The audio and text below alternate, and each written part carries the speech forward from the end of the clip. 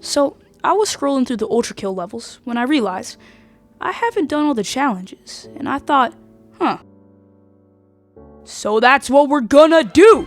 Some of these challenges genuinely seem impossible, and I didn't know it yet, but these are like really hard. I spent literal hours on them. But hey, somehow I managed to make it through the hell in front of me, which starts with the Prelude. Now, the first level 0-1 actually isn't that bad. The challenge is extremely simple. You just need to kill 5 of these little filths by breaking 1 pane of glass. They actually give you multiple opportunities to do this, so there's really no reason to mess up. But honestly, you only need 1, because if you mess up, that's a skill issue. I messed up the first time, but I got it the second time, and that's what matters. So from here on out, all I had to do was beat the level, and that's the challenge complete. Easy peasy. 0-2 plays mostly the same, except for the very end, where you can slide under this little gap to fight the secret encounter Swords Machine.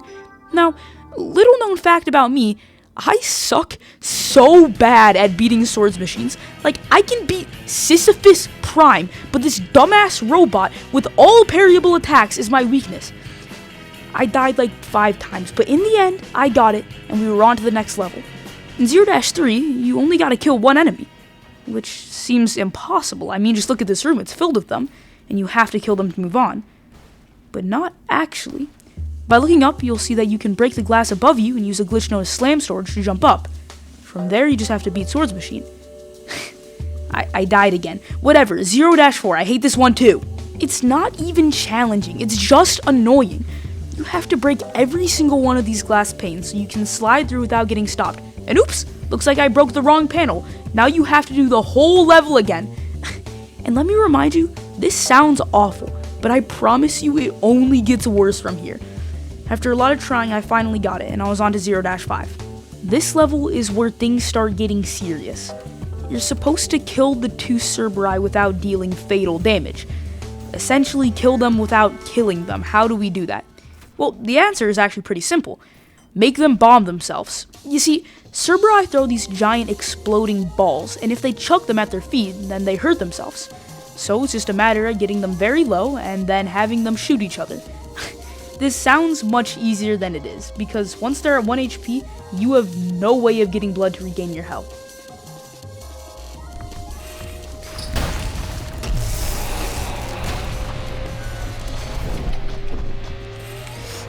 Got him! Did the challenge! Let's go! Eventually, I got it. From here, the challenges will not be easy. After all, the Prelude is just a warm-up. It's gonna be stupidly hard in the next layer, as we enter Limbo. In 1-1, you gotta beat the level in under 10 seconds. You'd think you'd have to do some absolutely insane tricks, and well, you'd be right.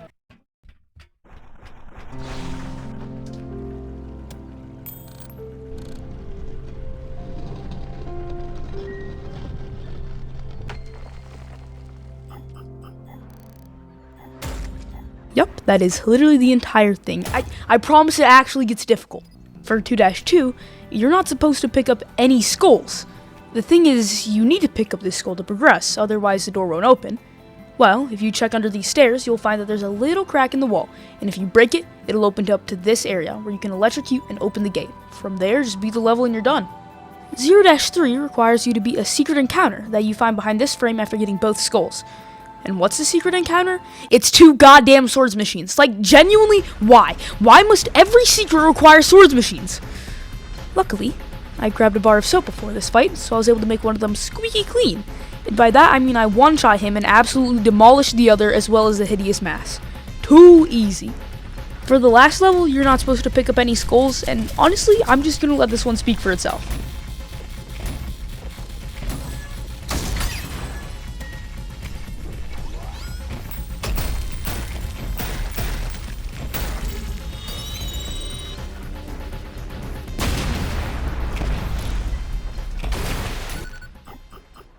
Well, it looks like Limbo isn't even that bad. Hopefully the other one is... Oh, no. It's bad. These challenges are hard. We're gonna have a tough time with Lust.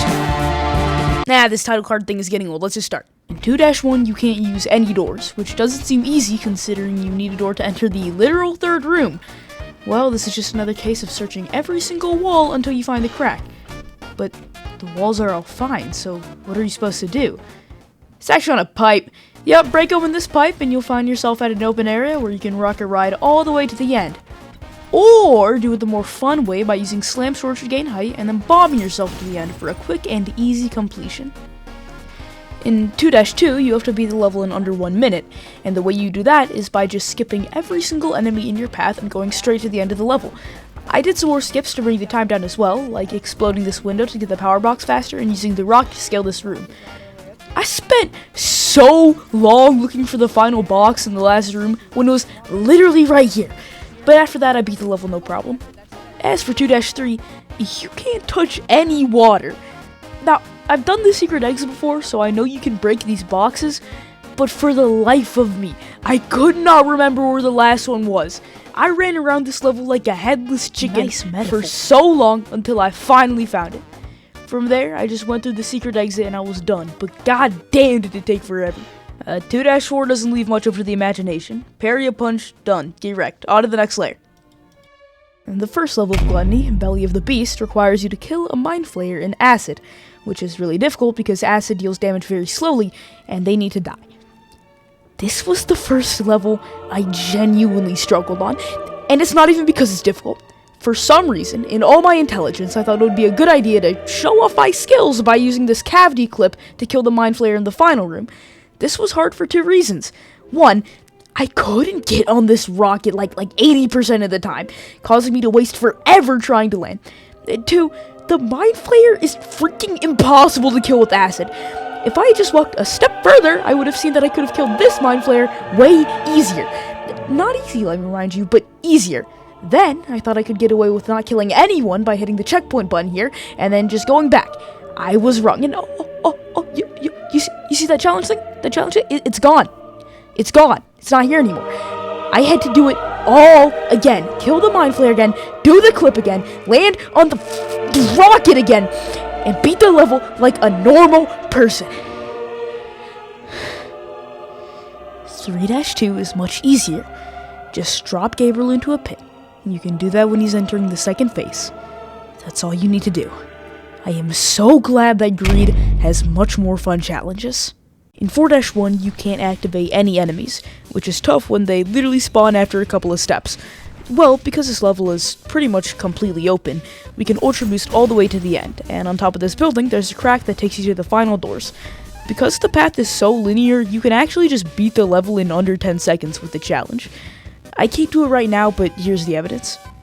God damn the sun. This level requires you to beat the final boss in under 10 seconds.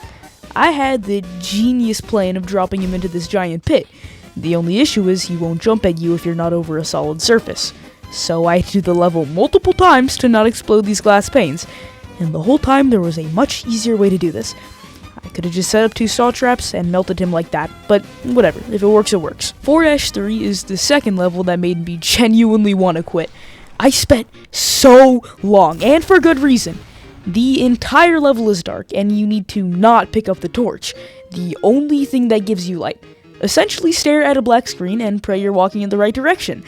I had this strategy of shooting a rocket and then pausing so I could see for a little bit, but it was barely any light, and sometimes I would just bomb myself because I was closer to the wall than I thought. And then this happens. Oh, what is that?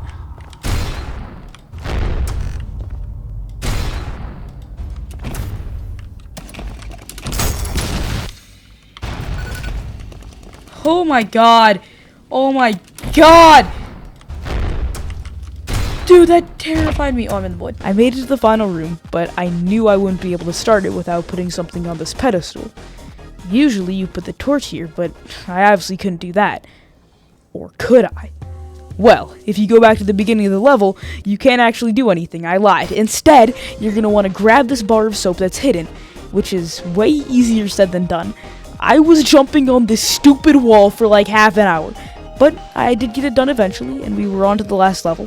4-4 has a very simple challenge of reaching the boss gate in under 18 seconds. You can do this by whiplashing the blue skull to open these doors, and then just use all the movement tech you got to go faster. Then, beat the level and you're onto the stupidly difficult challenges in Wrath. The water level is a staple of any video game. It originally originated back in 1985 with Super Mario Bros., I think. It was then continued in games such as Super Mario 64, Donkey Kong Country, and The Legend of Zelda Ocarina of Time. This trend eventually made its way over to Ultrakill, in the form of 5-1. So how the fuck are you supposed to not touch water? I mean, seriously, you can't avoid dropping into this water. It's impossible. And it's not like 2-3 where we can just break some electrical boxes. Yeah, you can just drain the water again, but we are not done because there is still water everywhere. This room specifically is terrifying because there is only a tiny bit of land to stand on. I was able to do that room, but for some reason I couldn't make this jump. That really sucked, but I did the rest of the level with minimal struggles, taking the secret exit to finish much quicker. A common misconception in the Ultrakill lore is that the ferryman is a bad guy. However, this is false. He's actually just a working-class dude chilling on the ship. He only fights you because you rudely break his statue. If you instead just toss him a coin, he'll let you on. He's just trying to make a buck, and that's the challenge complete. For 5-3, you have to... Oh, you have to not touch any water. This one's actually hard. There aren't any boxes. Well, it's actually really easy until the ship flips, but then you have to become a parkour master because all of the floors are drenched. First, sneak past right here, and then you reach the bane of my existence, this stupid hall. You gotta jump from room to room and then do this massive stretch without once touching the water, and it's right at the end of the level. So when I failed, bro, I was gonna cry. I had been playing this level for hours and I had to do it all again. It was miserable.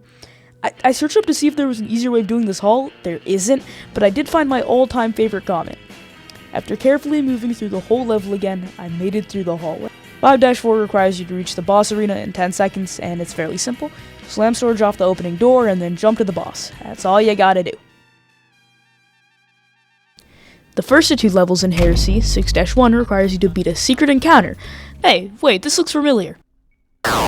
The way you spawn it is by quickly grabbing this red skull before falling down this tube. I don't know what to call this. Anyway, you can place it here to fight Rude and Angry, two insurrectionists. I thought this fight would be hard, but literally look, these guys got absolutely melted. I almost P-ranked the level, but then I remembered I suck and I died like 3 times. Whatever, 6-2. While the first Gabriel fight asks you to hit him into a pit, the second one is much harder, requiring you to hit him into the ceiling. Much like the first one, you gotta do it between the first and second phase.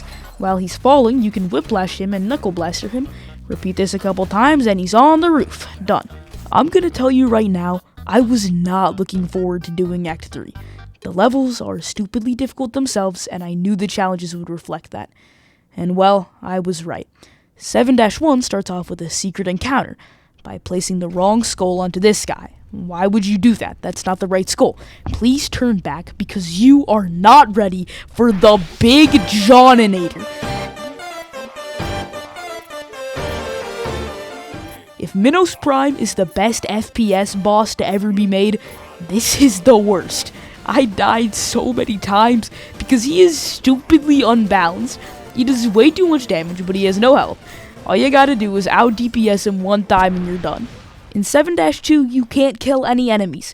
It's a lot of explaining and not a lot of fun, so let's run through it. Run past this gutterman, go into this random hole, ignore these guys, get the red skull, get the bomb, use the bomb, ignore more guys, and then you know that one Fall Guys game where you do this? Yeah, do that. It's a random path. I have no idea how you're supposed to find it, but then you do that and that's that! 7-3 requires you to get marked for death. And I have no idea why, but I remember it being like this blue orb in the final room, and then big red text comes across the screen it's like, you're marked for death. But that's not it at all. I went through the whole level just to find out it's on this bridge for some reason, and I had the big red text wrong too. Doing this challenge is genuinely difficult though, because everyone wants you specifically to die. And that's a lot of people, but I'm better, so I beat them anyway, and that was the challenge. In 7-3, you can't fight the security system. How do you do that? Power a crane, of course, because none of the challenges can use actual skill. It's all just random bullshit. God, I hate this game. Every single level just feels like fraud. Not for honor, but for you. Well, luckily 8-1 is actually very simple, just parry a province. I'm pretty sure I actually did this one on my first playthrough by accident, so it was not difficult, I did it. Unlike 8-1, this one is so confusing. You gotta beat the level upside down, and you do that by going through some random doors. And also, fraud is so buggy. Like, I clipped out of this spot and had to do it again so many times, but it's not even a spot that makes sense to clip out of. Like, you just jump into this wall and you're out. The final Mirror Reaper fight, though, is way better like this. I'm convinced this is how the battle is supposed to be played. It was super underwhelming the first time I did it, but upside down it is so much harder, which I really think makes the boss better. Anyway, after a while of struggling, I did beat him. 8-3 requires you to kill a power using terminal velocity, and just like the Gabriel fight, you reach second phase over a pit to make them fall. I say this like it's easy, but I was prepared to spend forever trying to do this. Baiting a power over a pit is difficult in itself, but then you gotta kill her while she's over it. I actually got really lucky though. On my second attempt, I shot a coin and it happened to hit a power that was over the pit. What are the odds? But hey, I'm not arguing. I just beat the level and moved on to the final challenge. So, the last challenge should be extremely difficult. And well, immediately punch a hole in the wall. Yep, that's all you gotta do to not pick up any skulls. Quite the end to our big challenge. So, even though this challenge made me want to die, if you watched to the end, subscribe. Please, I beg you. I hope this video gets out with a month of fraud coming out. It didn't, but whatever. It's out, and that's what matters. Okay, see ya. Goodbye now.